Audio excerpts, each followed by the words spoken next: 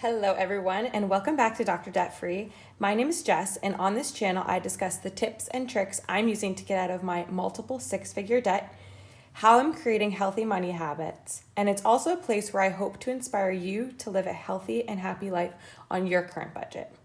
In today's video, I'm going to discuss my January monthly budget plan, how I'm going to be breaking down my income in all these different categories, and also where I hope to be cutting back for the month of January. Now, if you've watched my other videos, especially my 2022 financial goals, you know that for this year, my goal is to have a low spend year. So hopefully you'll see that reflected in these categories.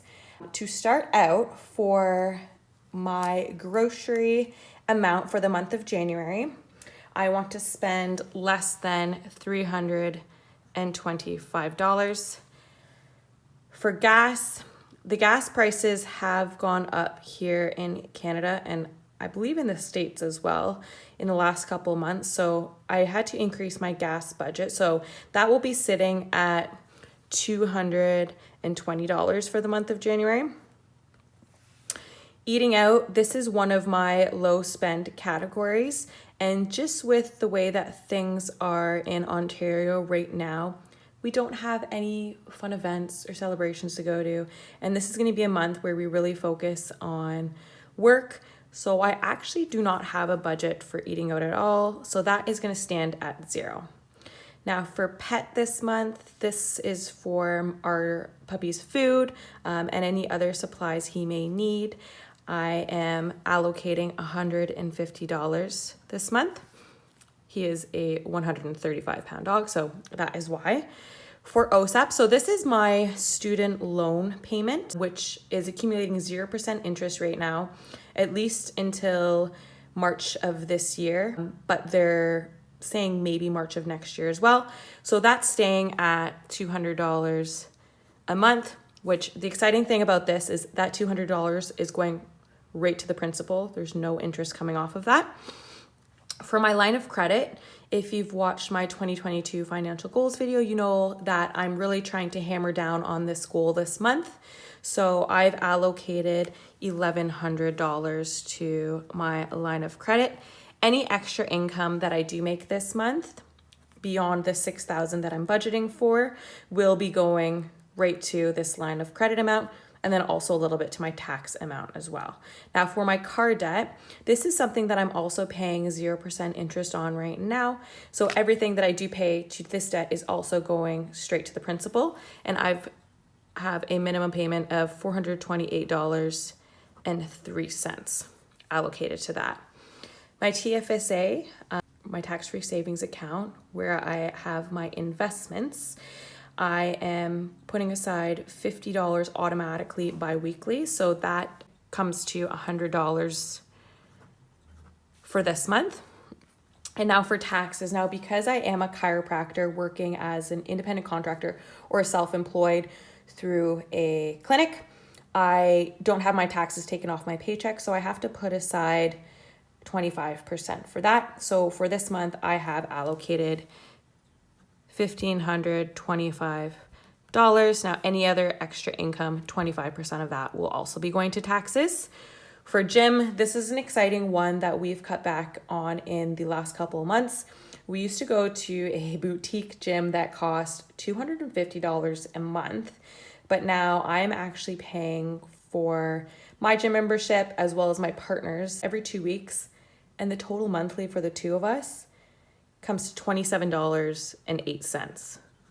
So, I mean, that's a huge cutback there. Still very, very excited about that. For my phone bill, I've allocated $56.50 towards that. Hopefully that accumulates no more. For utilities, so this for us includes hydro and our Wi-Fi. That comes to a total of $101.49. So to keep our hydro bill low, we live in an apartment and we haven't even turned our heat on yet this year. Fortunately, we haven't really needed to with this milder winter that we've had. So hopefully that can stay that way. That way you can keep saving money in that category. Now for car insurance, I'm allocating $282 for Manulife. So what this is my life insurance, critical illness, and disability insurance. Should anything happen to me, I'll still have some income coming in. So I've allocated $209.05 to that. For licensing fees, so I do pay my annual amounts, but then I also have monthly amounts that I have to pay each month so that I can practice as a chiropractor here in Ontario. And that total monthly amount comes to $208.31. And one of those fees that I do pay monthly actually just went up for the year of 2022. So it's increased a little bit, but still manageable. For CE, so this is continuing education, which this ends up being a business expense that I can write off towards my business taxes at the end of the year. I'm paying $29 a month right now for a course that I'm in, so that's not too bad at all.